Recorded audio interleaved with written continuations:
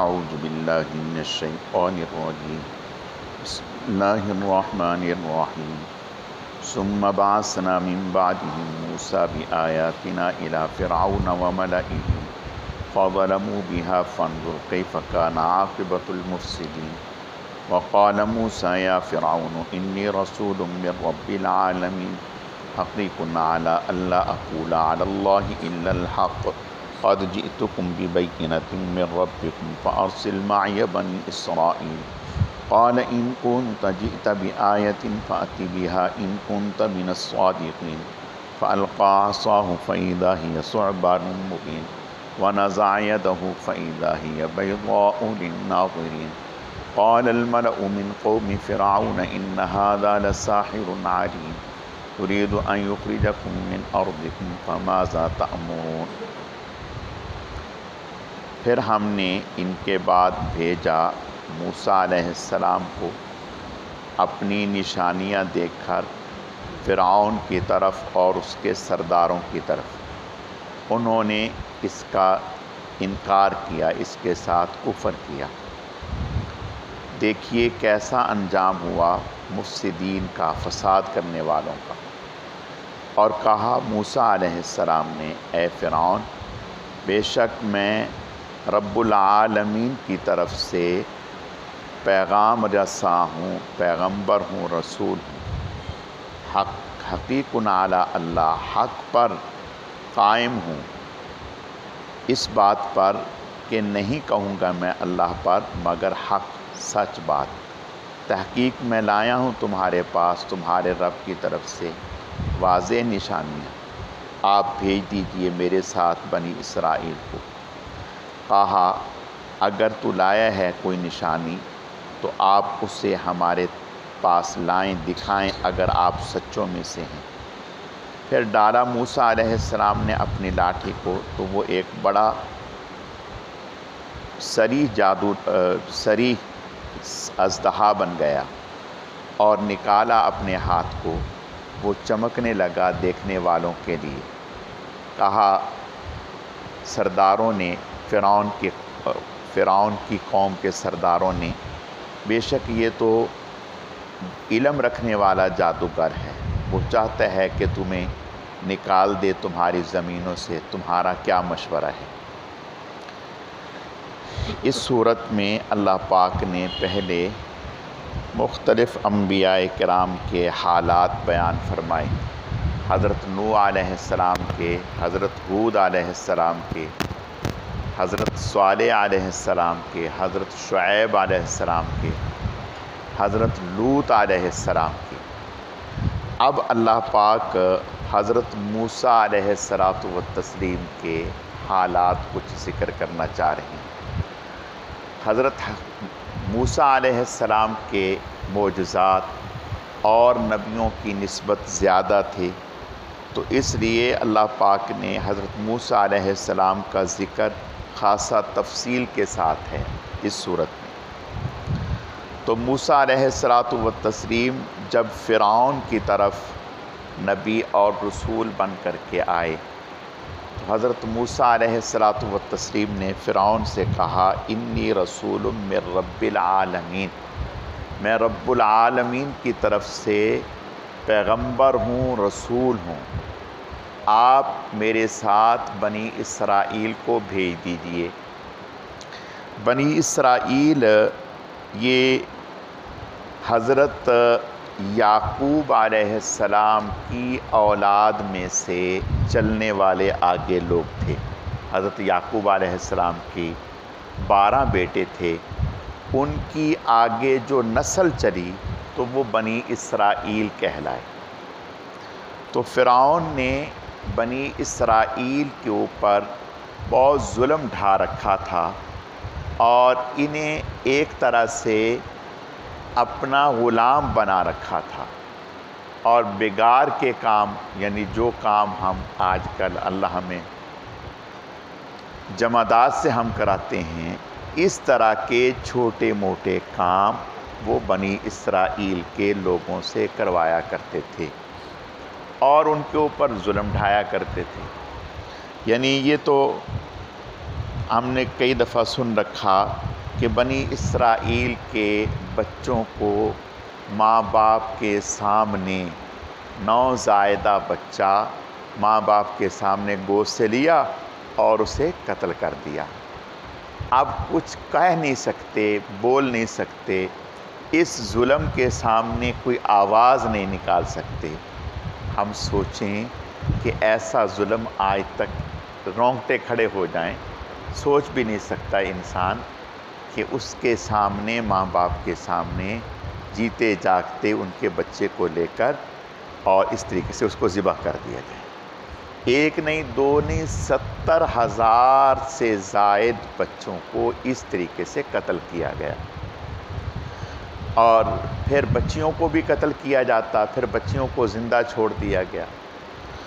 تو موسیٰ علیہ السلام بھی بنی اسرائیل میں سے ہی تھے، اور اللہ تعالیٰ نے اپنی قدرت کاملہ سے حضرت کی حفاظت کی اور فرعون کے گھر میں رکھ کر حفاظت کی۔ پھر اللہ تعالیٰ کی حکمت کے پیش نظر حضرت کچھ عرصے کے لیے 12-13 سال کے لیے وہاں سے تشریف لے گئے مدین کی طرف۔ اب مدین سے اللہ پاک نے جب واپس آ رہے تھے نبوت دے دی اور حضرت کو حکم فرمایا کہ آپ فرعون کے پاس جائیں اور جا کر کے انہیں دین کی طرف بلائیں، لیکن ساتھ ہی یہ فرمایا فَقُولَا لَهُ قَوْلًا لَيِّنًا، فرعون سے نرمی سے بات کرنا، لَعَلَّهُ يَتَذَكَّرُ أَوْ يَخْشَىٰ، ہو سکتا ہے کہ وہ نصیحت حاصل کرے اور ڈر جائے۔ تو پتہ چلا کہ دین کی جو دعوت کا سلسلہ ہے وہ نرمی سے ہے۔ یہاں دو باتیں، چلو بیچ میں یہ بات آ گئی تو اس لیے میں ان باتوں کی وضاحت کر دیتا ہوں۔ عموماً ہمیں ان باتوں میں مغالطہ لگ جاتا ہے، تو اس لیے میں وضاحت ضروری سمجھتا ہوں۔ مثلاً ہم دیکھتے ہیں کچھ لوگوں کا لہجہ بڑا نرم ہوتا ہے، ملائم ہوتا ہے، اور وہ دین کی طرف بلا رہے ہوتے ہیں، تو اور اس کے مقابلے میں کچھ لوگوں کا لہجہ کرخت ہوتا ہے، سخت ہوتا ہے، تو ہم اس وقت گو مگو کا شکار ہو جاتے ہیں۔ ہم کہتے ہیں لو یہ کیا طریقہ ہے، دیکھیں نا ان کا کتنا نرم لہجہ ہے، تو ان کا لہجہ بھی نرم ہی ہونا چاہیے، یہ ان کا لہجہ ایسا سخت کیوں ہے؟ دیکھو بھائی، دو باتیں، ایک ہے تبلیغ دین اور ایک ہے تحفیظ دین، ایک ہے تبلیغ دین اور ایک ہے تحفیظ دین۔ تبلیغ دین کے لیے لہجہ نرم، ملائم، پیار بھرا، محبت بھرا یہ، اور تحفیظ دین کے لیے ڈنڈا۔ کبھی دیکھا ہے بینک کے باہر جو گارڈ کھڑا ہوتا ہے کیسا الرٹ کھڑا ہوتا ہے، یا واگا بارڈر پہ جو فوجی کھڑے ہوتے ہیں وہ کیسے اپنے تاؤ دے رہے ہوتے ہیں مونچھوں کو۔ تو جو چوکی دار ہوتا ہے اس کا لہجہ نرم نہیں ہوتا، وہ چور سے نہیں، ارے صاحب چور جی آپ مت تشریف لائیے یہاں، آپ نہیں، آپ کا آنا ٹھیک نہیں ہے۔ وہ چور سے یوں نہیں کہ وہ ایسی آواز نکالے گا کرخت قسم کی کہ چور کے 14 طبق روشن ہو جائیں گے۔ اب اگر کوئی آدمی کہے کہ یہ کیا بات ہے، ان کا لہجہ نرم ہے، اس کا لہجہ سخت کیوں ہے، اس کا لہجہ بھی ویسا ہی نرم ہونا چاہیے، اگر اس کا لہجہ نرم ہوگا تو پھر چور صاحب آئیں گے، اسی کی گن لے کے اسی کو ماریں گے اور لوٹیں گے بھی۔ اللہ کے نبی صلی اللہ علیہ وسلم نے الگ الگ میدانوں میں ہمیں الگ الگ عمل دکھایا۔ جب تبلیغ دین کا مبارک سلسلہ شروع کیا تو بات نرمی سے، اور جب دین کی حفاظت کا سلسلہ شروع آیا تو تلوار لہرا کے دکھایا کہ ہمارا تمہارا فیصلہ تلوار کرے گی، ہمارا تمہارا فیصلہ تلوار کرے گی۔ ایک بدبخت نے اللہ کے نبی سے کہا کہ میں نے گھوڑا پار رکھا ہے، اس پر سوار ہو کر میں آپ کو قتل کروں گا۔ آپ نے فرمایا بیٹا ہوشیار رہو، میں ہی تمہیں قتل کروں گا، میں ہی تمہیں قتل کروں گا۔ اب اس کے پسینے چھوٹ گئے، لوگوں نے کہا پاگل ہو گئے ہو۔ انہوں نے کہا کہ جس زبان سے یہ لفظ نکلے ہیں ان سے جھوٹ کبھی نکلا نہیں، اب لازمی وہ مجھے قتل کریں گے۔ آ ہی نہیں رہا تھا، بدر کے موقع پر آ ہی نہیں رہا تھا لڑائی میں۔ کافروں نے شرم دلائی کہ چل، کہا نہیں مجھے ڈر ہے کہ وہ میں اس کے ہاتھوں سے مر نہ جاؤں، محمد صلی اللہ علیہ وسلم کے ہاتھوں سے مر نہ جاؤں۔ انہوں نے کہا کچھ نہیں ہوگا، ہم تیرے ساتھ۔ آیا حضور علیہ السلام کی طرف آگے بڑھ رہا تھا، صحابہ نے سوچا کہ راستے میں اس کو نمٹا دیں۔ حضور نے فرمایا چھوڑ دو چھوڑ دو، اس نے میرے ہاتھ سے ہی مرنا ہے، اس نے میرے ہاتھ سے ہی مرنا ہے۔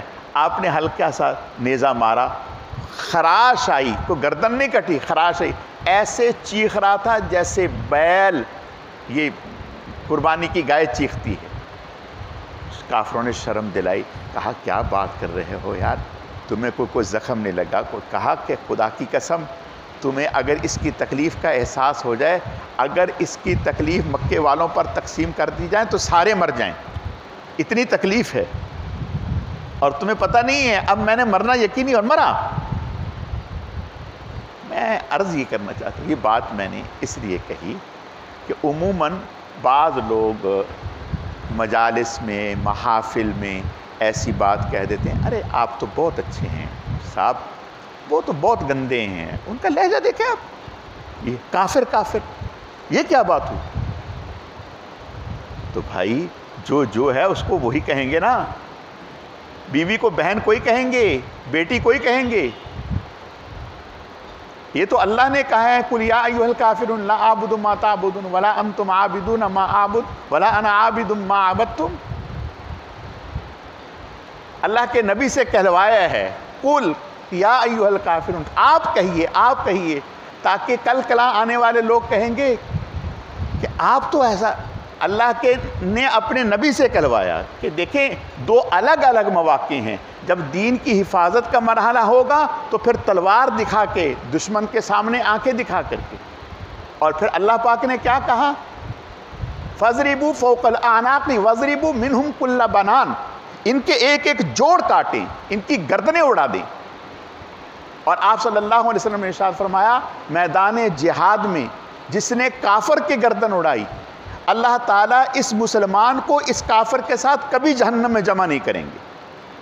یعنی ایسا نہیں ہوگا کہ یہ مسلمان جو کافر کی گردن اڑا رہا ہے یہ جہنم میں جائے، یہ جہنم میں نہیں جا سکتا۔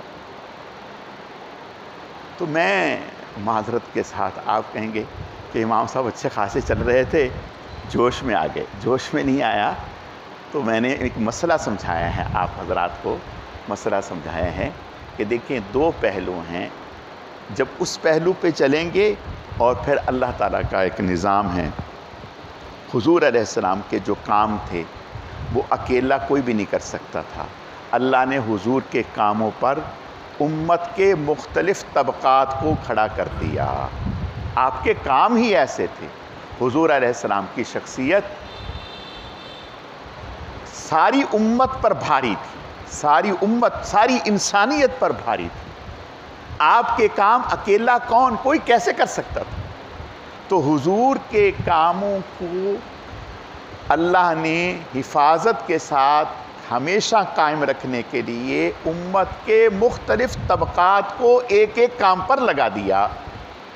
ایک امت کے طبقے کو لگا دیا کہ بھائی تمہارا کام صرف قرآن پاک پڑھانا ہے، بس ادھر ادھر نہیں دیکھنا، بس آپ کا کام ہے قرآن پڑھائے جاؤ، قرآن پڑھائے جاؤ۔ ایک امت کے طبقے کو اس بات پر لگا دیا کہ تمہارا کام ہے اس کا ترجمہ اور مفہوم سمجھانا۔ امت کے ایک طبقے کو اس پر لگا دیا کہ تمہارا کام ہے احادیث پڑھانا، اس کی تشریح سمجھانا۔ امت کے ایک طبقے کو اس بات پر لگا دیا کہ تم اس بات پہ نظر رکھو کہ حدیث میں کوئی دو نمبری نہ کرے، حدیث میں کوئی دو نمبری نہ کرے۔ مثلاً اللہ اکبر، ہم تو سچی بات ہے اپنی امت کے اکابر کا احسان نہیں دے سکتے۔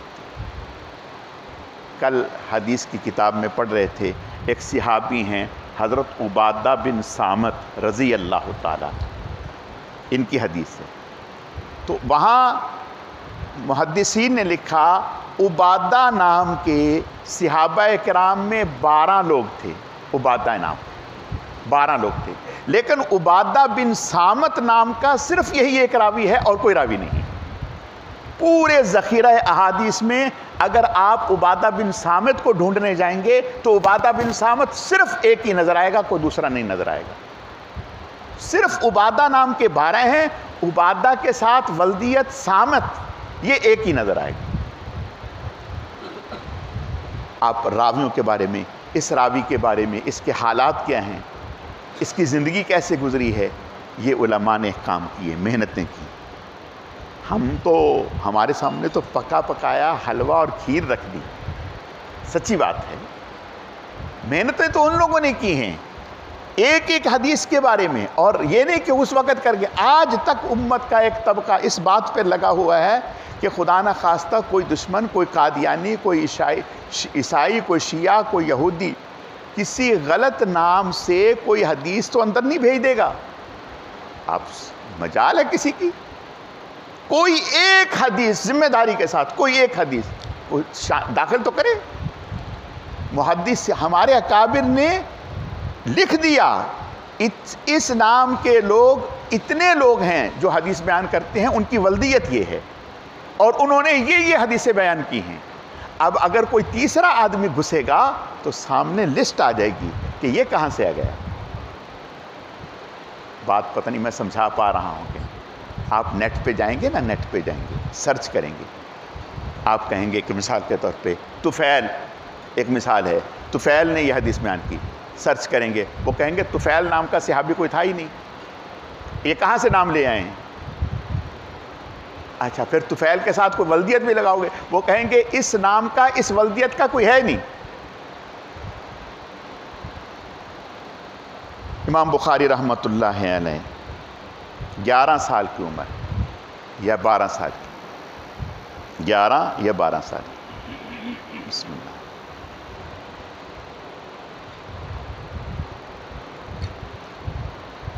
ایک محدث داخلی تھے، محدث تھے، ان کی خدمت میں جا کے بیٹھنے لگے۔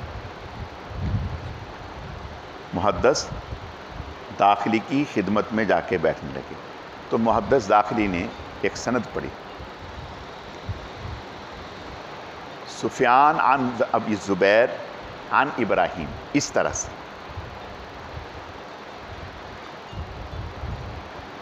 تو امام بخاری رحمۃ اللہ علیہ 11 سال کے کھڑے ہو گئے، کہا ابو زبیر کوئی بھی ابراہیم سے روایت نہیں کرتا۔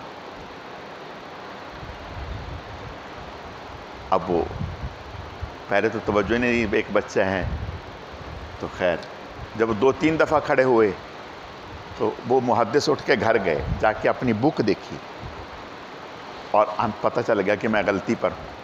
آ کر اس بچے سے کہا کہ بیٹا صحیح کیا؟ انہوں نے کہا سفیان عن زبیر عن عدی یا عن ابراہیم، ابو کا لفظ آپ نے غلط لگایا ہے، ابو کا لفظ آپ نے غلط لگایا ہے، اس نام کا کوئی راوی اس سے روایت نہیں کرتا۔ اللہ اکبر۔ اب دیکھیں، جیسے آپ نے کبھی دیکھا ہوگا رمضان میں مجال ہے کہ کوئی حافظ ادھر ادھر ہو، تراویح سنانے والا مجال ہے کہ ادھر ادھر ہو، جیسے ادھر ادھر ہوگا فوراً لقمہ آ جائے گا، فائر ہو جائے گا، میاں سیدھے ہو جاؤ، کہاں جا رہے ہو؟ نہیں، بالکل اسی طرح مجال ہے کہ حدیث میں کوئی اپنی من گھڑت حدیث لے آئے۔ یہی تو ترہ امتیاز ہے اسلام کا باقی ادیان سے۔ باقی ادیان میں یہی ہے، جس کا جو دل چاہے داخل کر دے، کوئی پوچھنے والا نہیں، کوئی پوچھنے والا نہیں۔ لیکن اللہ پاک نے اس دین کی حفاظت کا ذمہ لیا ہے، اللہ پاک نے اس دین کی حفاظت کا ذمہ لیا ہے۔ الحمدللہ آج بھی ایک بہت بڑی جماعت نظریں کھول کے بیٹھی ہے دشمن کے۔ اگر ایسا نہ ہوتا تو آج تک یہود وہ پتہ نہیں کیا کیا کچھ کر چکے ہوتے، لیکن ہمارے اکابر ایسے ماشاءاللہ کھلی آنکھوں کے ساتھ بیٹھے ہیں۔ مجال ہے کوئی نام کا بھی ہیر پھیر ہو، کوئی والد کا ہیر پھیر ہو؟ نہیں، بالکل نہیں۔ تو میں عرض یہ کرنا چاہتا ہوں، بات یہاں سے نکل پڑی کہ دین کی فقولا لہ قولا لینا، اللہ پاک نے حضرت موسیٰ علیہ السلام سے فرمایا کہ فرعون کے مقابلے میں جائیں، اسے دعوت دیں تو نرمی سے۔ لیکن یہی موسیٰ علیہ السلام جب دوسرا موقع آیا جہاد کا، تو پھر اللہ پاک نے فرمایا کہ اے موسیٰ اپنی قوم کو لے کے نکلو جہاد کے لیے۔ تو پتہ چلا کہ دعوت کا انداز اور ہے اور دین کی حفاظت کا انداز اور ہے۔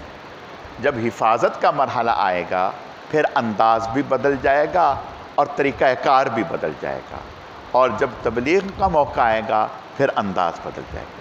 تو اللہ پاک نے اس امت حضور کے کاموں کو قائم رکھنے کے لیے، ہم محفوظ رکھنے کے لیے، قیامت تک کے اس دین کو سلامت رکھنے کے لیے حضور کے کاموں کو اس طرح سے تقسیم فرما دیا کہ آج خود یہ بھی خدائی نظام ہے، کسی نے ایک کام لے لیا، کسی نے دوسرے کام، اور ہر آدمی اپنے کام پر پوری محنت کے ساتھ لگا ہوا ہے۔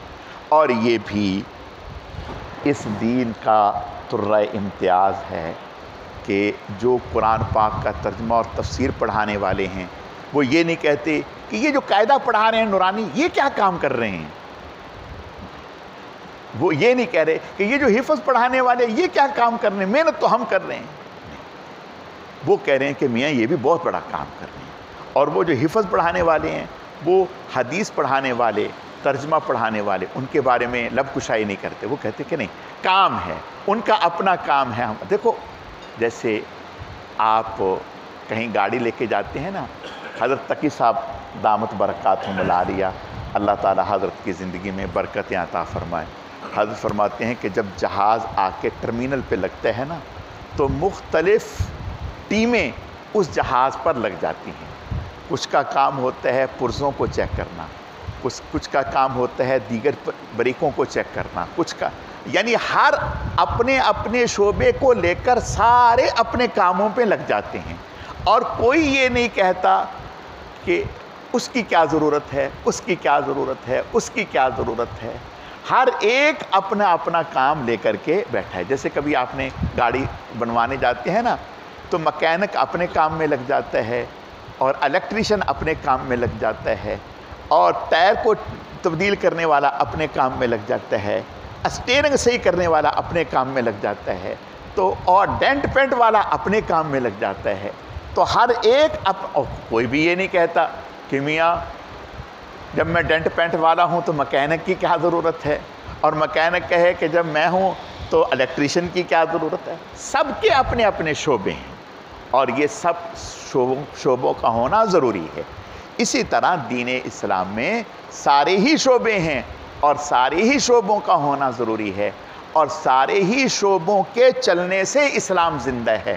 اور اگر کوئی ایک شعبہ بیچ میں کام کرنا چھوڑ دے تو گاڑی رک جائے گی، چلے گی نہیں۔ اللہ تعالیٰ سمجھنے کی، عمل کرنے کی توفیق عطا فرمائے۔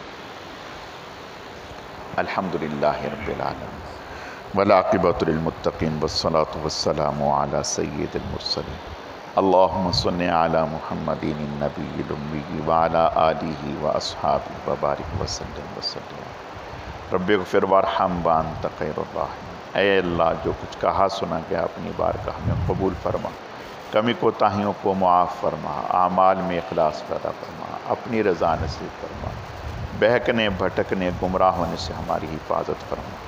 سبحان ربک رب العزت عما یصفون وسلام علی المرسلین والحمد للہ رب العالمین برحمتک یا